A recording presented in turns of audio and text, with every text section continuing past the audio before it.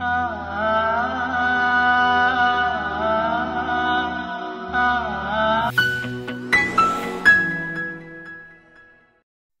Lam meme. నిస్సందేహంగా ఈ గ్రంథం సకల లోకాల ప్రభు తరపు నుండి అవతరించింది.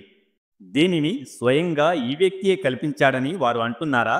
కాదు, ఇది నీ ప్రభు తరపు నుండి వచ్చిన సత్యం. నీకు పూర్వం హెచ్చరించే వారెవరూ రాని జాతికి నీవు హెచ్చరిక చేసేందుకు బహుశా వారు మార్గదర్శకత్వం పొందుతారేమో అని. ఆకాశాలను, భూమిని, వాటి మధ్య ఉన్న సమస్త వస్తువులను 6 రోజులలో సృష్టించినవాడు, దాని తర్వాత అధికార పీఠాన్ని అధిష్ఠించినవాడు అల్లాయే. ఆయన తప్ప మిమ్మల్ని ఆదుకునేవాడు, మీకు సహాయం చేసేవాడు ఎవడూ లేడు. ఆయన సమక్షంలో సిఫారసు చేసేవాడు కూడా ఎవడూ లేడు. అలాంటప్పుడు మీరు ఆలోచించరెందుకని? ఆయన ఆకాశం నుండి భూమి వరకు గల ప్రపంచ వ్యవహారాలను నిర్వహిస్తున్నాడు. ఆ నిర్వహణ నివేదిక ఒక రోజున పైకి ఆయన సమ్ముఖానికి చేరుతుంది. ఆ రోజు పరిమాణం మీ అంచనా ప్రకారం 1000 సంవత్సరాలు. గోప్యంగానూ బహిరంగంగానూ ఉన్న ప్రతి దానిని ఎరిగినవాడు, శక్తివంతుడు, కరుణామయుడు ఆయనే. ఆయన ఏ వస్తువుని చేసినా చక్కగానే చేశాడు. ఆయన మానవ సృష్టి ప్రారంభాన్ని మట్టితో చేశాడు. తరువాత అతని సంతతిని తుచ్చమైన ద్రవ పదార్థం వంటి ఒక సారంతో కొనసాగించాడు. ఆ తరువాత అతనిని నఖశిఖ పర్యంతం తీర్చిదిద్దాడు. అతనిలోనికి తన ఆత్మను ఊదాడు. మీకు చెవులిచ్చాడు, కళ్ళిచ్చాడు, హృదయాలిచ్చాడు. అయినా మీరు కృతజ్ఞతలు తెలుపడం చాలా తక్కువ. ఈ ప్రజలు ఇలా అంటారు: మేము మట్టిలో కలిసి నశించిపోయినా మళ్ళీ మేము కొత్తగా సృష్టించబడతామా? అసలు విషయం ఏమిటంటే వారు తమ ప్రభువును కలుసుకోవటాన్ని తిరస్కరిస్తారు. వారితో ఇలాను: మీపై నియమింపబడిన మృత్యుదూత మిమ్మల్ని పూర్తిగా కైవసం చేసుకుంటాడు. తరువాత మీరు మీ ప్రభువు వైపునకు మరలింపబడి తీసుకుపోబడతారు.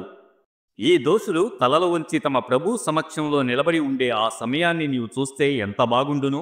అప్పుడు వారు ఇలా అంటారు: మా ప్రభు, మేము బాగా చూశాము, బాగా విన్నాము. ఇక మమ్మల్ని వెనక్కి పంపించు. మేము మంచి పనులు చేస్తాము. మాకు ఇప్పుడు నమ్మకం కలిగింది. సమాధానంగా ఇలా అనబడుతుంది: మేము కోరితే మొదట్లోనే ప్రతి ఆత్మకు దాని యొక్క మార్గదర్శకత్వాన్ని ఇచ్చి ఉండేవారము. కానీ నేను జిన్నాతులు, మానవులు అందరినీ కలిపి నరకాన్ని నింపుతాను అని నేను చెప్పిన నా మాట నెరవేరింది. మీరు ఈనాటి సమావేశాన్ని విస్మరించారు కనుక ఇప్పుడు మీ ఈ చేష్ట యొక్క రుచిని చూడండి. మేము కూడా ఇప్పుడు మిమ్మల్ని విస్మరించాము. చవి చూడండి శాశ్వతంగా ఉండిపోయే యాతనను మీ చేష్టలకు పర్యవసానంగా. వాక్యాలను వినిపించి హితబోధ చేసినప్పుడు సజ్దాలో పడేవారు, తమ ప్రభువును స్తుతిస్తూ ఆయన పరిశుద్ధతను కొనియాడేవారు, గర్వపడిన వారు మాత్రమే మా వాక్యాలను విశ్వసిస్తారు. వారి వీపులు పడకలకు ఎడంగా ఉంటాయి. తమ ప్రభువును వారు భయంతోనూ ఆశతోనూ వేడుకుంటారు. మేము వారికి ప్రసాదించిన ఉపాధి నుండి ఖర్చు పెడతారు. వారి కర్మలకు ప్రతిఫలంగా కళ్లకు చలవ కలిగించే ఎటువంటి సామాగ్రి వారి కొరకు దాచిపెట్టబడిందో ఆ సామాగ్రిని గురించి ఏ ప్రాణికి తెలియదు. విశ్వాసి అయిన వ్యక్తి విద్రోహిగా మారిపోవటం సాధ్యమేనా? ఈ ఉభయులు సమానులు కాలేరు. విశ్వసించి సత్కార్యాలు చేసిన వారికి ఉద్యానవనాలలో నివాసాలు ఉన్నాయి. వారి కర్మలకు ప్రతిఫలంగా వారి ఆతిథ్యానికి. విద్రోహ వైఖరిని అవలంబించిన వారి నివాసం నరకం. వారు దాని నుండి బయటపడదలసినప్పుడల్లా అందులోకి నెట్టబడతారు. వారితో మీరు తిరస్కరిస్తూ ఉండే అగ్ని బాధను ఇప్పుడు రుచి చూడండి అని అనబడుతుంది.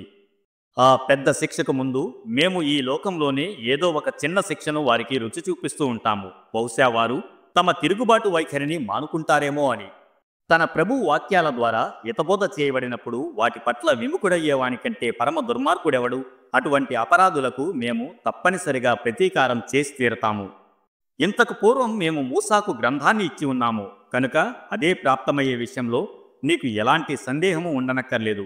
ఆ గ్రంథాన్ని మేము ఇశ్రాయేలు సంతతి వారికి మార్గదర్శకత్వంగా చేశాము. వారు సహనం వహించినప్పుడు, మా వాక్యాలను గట్టిగా నమ్మినప్పుడు మేము వారిలో నాయకులను ప్రభవింపజేశాము. వారు మా ఆజ్ఞానుసారం మార్గం చూపేవారు. నిశ్చయంగా నీ ప్రభువే ప్రళయం నాడు ఇశ్రాయేల్ సంతతి వారు పరస్పరం విభేదిస్తూ ఉన్న విషయాలను గురించి తీర్పు చెబుతాడు.